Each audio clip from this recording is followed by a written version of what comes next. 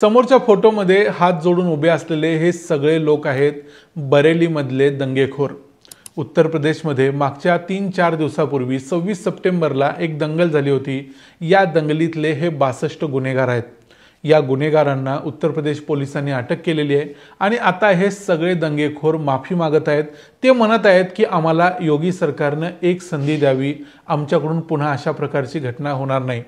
अर्थात उत्तर प्रदेशातलं योगी सरकार अशा पद्धतीची कोणतीही संधी या लोकांना देणार नाही, त्यात काही वाद नाही। पण हे सगळे तरुण आहेत, बेकार आहेत। हे सगळे 15 ते 25 वयोगटातले लोक आहेत। यामध्ये काही जास्त वयोगटातले लोक देखील तुम्हाला दिसतील, पण या सगळ्या लोकांच्या हाताला काम नाही। याचाच फायदा घेण्याचा प्रयत्न काही लोकांनी चालवलाय आणि यांचा दंगा करण्यासाठी उपयोग करून घेतलाय। एक प्रकारे फक्त हा दंगा नव्हता, तर उत्तर प्रदेशमधलं सरकारच उलथून टाकायचा हा प्रयत्न होता। अशा पद्धतीची माहिती उत्तर प्रदेश ATS ने दिलेली आहे। फक्त हा एक हिंसाचार नव्हता, तर याच्यामागे एक जाणून बुजून केलेला प्लॅन होता। कशा पद्धतीने ही दंगल झाली, काय काय घडलं, आय लव मोहम्मदचं निमित्त करून बरेलीमध्ये कसं पेटवलं गेलं, उत्तर प्रदेशमधल्या वेगवेगळ्या शहरात कसं पेटवलं जाते, त्याचबरोबर भारतातल्या वेगवेगळ्या ठिकाणी अशा प्रकारच्या दंगली होत आहेत। काल आपण महाराष्ट्रात अहिल्यानगरमध्ये देखील अशा पद्धतीची एक दंगल होताना बघितली, जिथं होण्याचं कोणतंही कारण नव्हतं, पण अशा पद्धतीच्या घटना वाढत आहेत।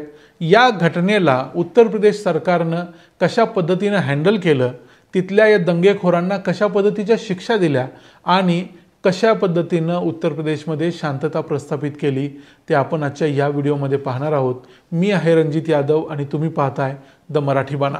4 सप्टेंबरला कानपूरमध्ये आय लव मोहम्मदची पहिल्यांदा रॅली निघली। त्यानंतर कुठल्या ना कुठल्या कारणास्तव उत्तर प्रदेशमध्ये रोजच्या रोज कुठल्या तरी शहरात अशा पद्धतीच्या रॅली निघत आहेत। लोक आय लव मोहम्मदचे बोर्ड लावून या रॅलीज काढत आहेत।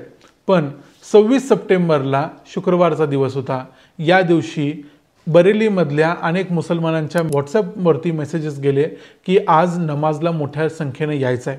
अशा पद्धतीने मग नमाजसाठी मोठ्या संख्येने लोक गेले आणि लोक तिथं पोहोचल्यानंतर मग त्यातल्या पोलिसांना देखील डाऊट आला की इतक्या मोठ्या संख्येने लोक इस्लामिया ग्राउंडवर काय येत आहेत। मग पोलीस देखील त्याला ट्रॅक करायला लागले। पोलिसांनी सांगितलं की नमाज झाल्यानंतर सर्व लोकांनी घरी जायचं। त्या पद्धतीनं जिथं जेवढे लोक आले होते त्यापैकी 90 ते 95% लोक नमाज झाल्यानंतर परत गेले, पण 5 ते 10% लोक इस्लामिया ग्राउंडवर राहिले आणि त्यांनी बरेली शहराचा ताबा घेण्याचा प्रयत्न केला। बरेलीमधल्या गावामध्ये ते घुसले आणि त्यांनी तिथं असलेल्या पोलिसांच्यावर दगडफेक करायचा प्रयत्न केला। दगडफेक करण्यापर्यंत गोष्ट ठीक होती, पण या दंगलीमध्ये असलेल्या काही तरुणांनी अगदी पोलिसांच्यावर फायरिंग देखील केली। आता फायरिंग केली याचा अर्थ या लोकांच्याकडे बंदुका होत्या, पिस्टल्स होत्या। त्या त्यांच्यापर्यंत कशा पोहोचल्या ते मी तुम्हाला सांगतोच। ते पुढचं सांगायच्या अगोदर मी तुम्हाला हे सांगतो की या रॅलीला देखील निमित्त होतं आय लव मोहम्मदचा जो एक वाद सध्या भारतभर चालू आहे तोच। तर इथं मग एवढ्या मोठ्या संख्येने लोक आले तरी कसे? तर झालं असं होतं की इत्तेहाद-ए-मिल्लत नावाची एक उत्तर प्रदेशमधली छोटीशी पार्टी आहे। या पार्टीचा प्रमुख आहे मौलाना तौकीर रजा। या मौलाना तौकीर रजानं काही दिवसांपूर्वी असं ठरवलं होतं की बरेलीमध्ये देखील अशा पद्धतीची एक रॅली व्हायला पाहिजे, जी अतिशय सक्सेसफुल व्हायला पाहिजे। मग याच्यामध्ये इतर काही घटक मिसळले असतील किंवा इतर अनेक लोकांनी याच्यामध्ये सहभाग घेतला असेल। मौलाना तौकीर रजा, त्याचे 2-3 सहकारी नफीस, नदीम आणि शमशाद या सर्वांनी मिळून या संपूर्ण रॅलीचं नियोजन केलं। त्यांनी लोकांच्या मोबाईलवरती मेसेजेस पाठवले, व्हॉट्सॲप ग्रुप क्रिएट केले। पोलिसांनी सांगितलं की अशा पद्धतीचे व्हॉट्सॲप ग्रुप फक्त 24 ते 48 तासापूर्वी नवीन तयार केले गेले होते। या ग्रुप्समध्ये अनेक मुस्लिम तरुणांना सहभागी करून घेतलं गेलं आणि त्यांना वेगवेगळ्या प्रकारचे मेसेजेस, व्हिडिओ पाठवून एक प्रकारे त्यांचं ब्रेन वॉशिंग करायचा प्रयत्न केला आणि त्यांना सांगितलं गेलं की इस्लामला वाचवण्यासाठी तुम्ही इस्लामिया ग्राउंडवर बरेलीमध्ये आलं पाहिजे। त्या पद्धतीने मग अनेक तरुण तिथं पोहोचले आणि या दंगलीला सुरुवात झाली। आता याच्यामध्ये एक नवीन ट्विस्ट आलाय, तो म्हणजे उत्तर प्रदेश ATS या संपूर्ण प्रकरणाचा तपास करत होती। उत्तर प्रदेश ATSच्या हाती 4 लोक सापडलेत। या 4 लोकांची नावं आहेत अकमल रजा, सफील सलमानी, मोहम्मद तौसीफ आणि कासिम अली। हे चौघे देखील एक प्रकारची मुजाहिदीन आर्मी तयार करायचा प्रयत्न करत होते। त्यांचा उद्देश होता की उत्तर प्रदेशमध्ये जे लोकशाही सरकार आहे, तिथं जे निवडून आलेलं राज्य सरकार आहे ते तिथून घालवायचं आणि त्यासाठी एक प्रकारचा जिहाद करायचा।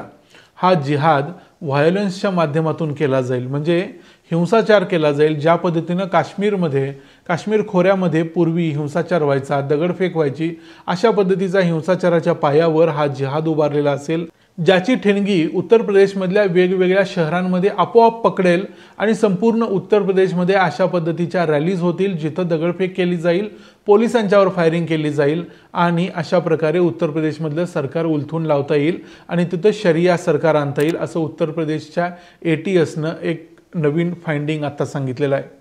या चौघांचा असा उद्देश होता की नवीन तरुणांना या संपूर्ण संघटनेमध्ये आणायचं, त्यांना आयडेंटिफाय करायचं आणि त्यांच्याकडून अशा पद्धतीची कामं करून घ्यायची। आणि या सगळ्या एका नेक्ससचा भाग म्हणूनच मौलाना तौकीर रजा, त्याची पार्टी आणि त्याच्या पार्टीचे इतर काही सदस्य हे सगळे काम करत होते आणि ही एक कॉन्स्पिरसी होती उत्तर प्रदेशमधलं सरकार उलथून टाकण्याची आणि उत्तर प्रदेशमध्ये दंगली भडकवण्याची। पण अखेर ती सगळी कॉन्स्पिरसी पोलिसांनी आणि उत्तर प्रदेश सरकारनं मोडून काढली। फक्त कॉन्स्पिरसी मोडून काढली नाही तर उत्तर प्रदेश सरकारनं त्यांच्या नेहमीच्या स्टाईलमध्ये यांच्यावर ॲक्शन घेतली। आता काय ॲक्शन घेतली ते सांगतो। उत्तर प्रदेश सरकारनं आणि बरेली महानगरपालिकेनं सर्वात अगोदर मौलाना तौकीर रजा आणि त्याचे जे नातेवाईक आहेत त्या सर्वांच्या प्रॉपर्टीज सील केल्या। ज्यांच्या प्रॉपर्टीज रेग्युलर आहेत त्या वेगळ्या आणि त्यांच्या अनधिकृत बांधकामं असतील ती वेगळी। यापैकी मौलाना तौकीर रजाचे काही नातेवाईक ई-रिक्षा चार्जिंग स्टेशन चालवायचे, काही त्यांच्या ई-रिक्षा होत्या ज्या काही तरुण चालवायचे, त्या सगळ्या सील केल्या गेल्या। त्यांची चार्जिंग स्टेशन्स बुलडोजर लावून उद्ध्वस्त केले गेले।